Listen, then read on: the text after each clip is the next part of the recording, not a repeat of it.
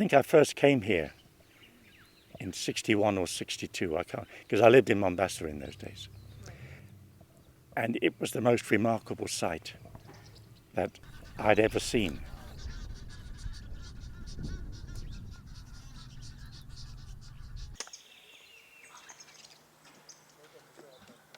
I'd been involved in birds and ornithology for many years. And I also operated a tourist business strictly for bird watchers. Lake Naivasha was the greatest waterbird spectacle in East Africa. The diversity, the numbers of birds was truly astonishing.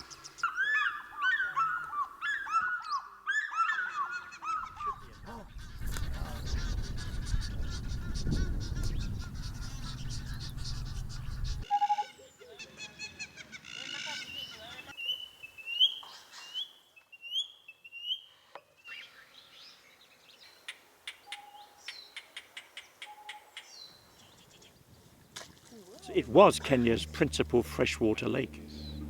But sadly, as I say, a series of human errors, the lake has declined. I've seen it happen in my lifetime. I never thought I would. When I first came to the lake, I was only in my 20s. I'm now 80, and I've seen all this happen in my lifetime. And it's very distressing.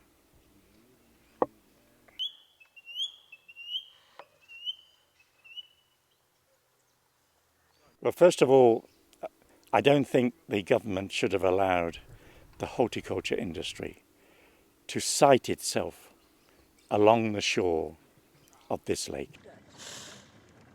And now the lake, unfortunately, is very badly polluted. In fact, it's toxic.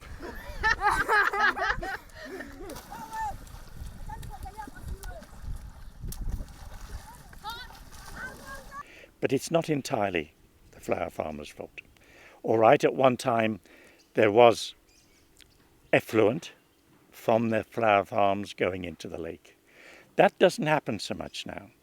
The main pollution aspect now is 15 years of raw sewage has poured into the lake 365 days a year. The lake, to put it crudely, is nothing more than a giant sewage pond.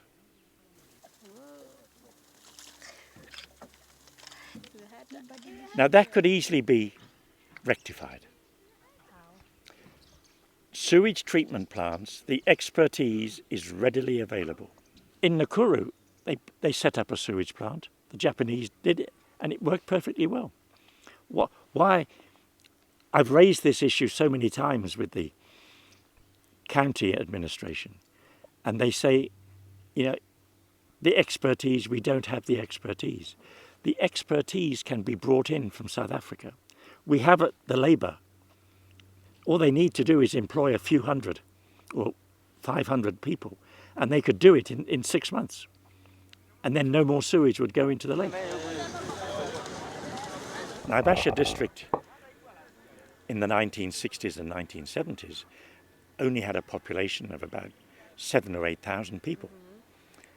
Now, with all the horticulture and agriculture, there's 1 million people living around the lake.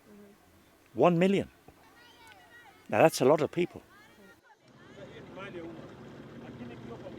Fishing is an important industry as far as Kenya is concerned. But it needs to be regulated. The trouble is, there are twice as many, if not 10 times as many, illegal fishermen operating at the lake. And that needs to be attended to. Great-crested grebe is a bird that used to be so common throughout East Africa. There's now less than 150, 200 in Kenya, Uganda, Tanzania combined. Reason why? Illegal fishing. Fishing nets that are far too small. They drown. There used to be a ring of papyrus all the way around the lake. And that papyrus belt was a self-filtering system. The papyrus belt has been reduced by over 80%. A lot of people use riparian land for agricultural purposes, Right. and that shouldn't be allowed. But another major issue with the lake was the Louisiana crayfish. The crayfish has been the most disastrous introduction possible to this lake. What does it do? It eats all the underwater vegetation that a lot of ducks and grebes and water birds depend on. And by doing that, there's been no food for certain birds, like red-knopped coots. Their numbers were in excess of 25, 30,000. There aren't any left. There's nothing for them to eat. Years ago, there were at any time over 30,000 water birds on this lake. And Now it's about 11, 12,000. It's dropped by more than 50%. right. But the species diversity Right. has dropped by more than 70%.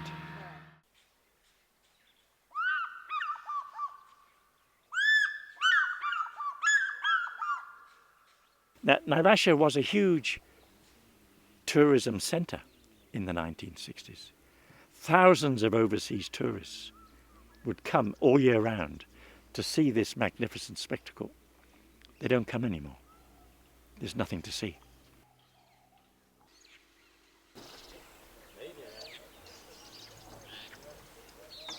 The health of any freshwater lake can be determined by the diversity and numbers of ducks, grebes and coots. Right. Those three groups of water birds were here in their thousands, literally in their thousands. Now there's hardly any. And the reason is there's nothing for them. The lake has been destroyed. And that basically, in a few words, is what's happened to the lake. And we're now seeing the results of all those human errors. Okay. And a lack of any regulation as to, what should or what should not Right. take place in the lake.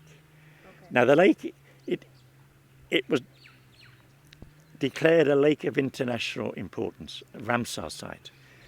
The government should have made it immediately a protected area. Lake Nakuru is a lake of international importance. So is Bogoria. So is Elementaita. Those are all protected areas. But Lake Naivasha has never been protected. And the big question you have to ask is why? It's terrible.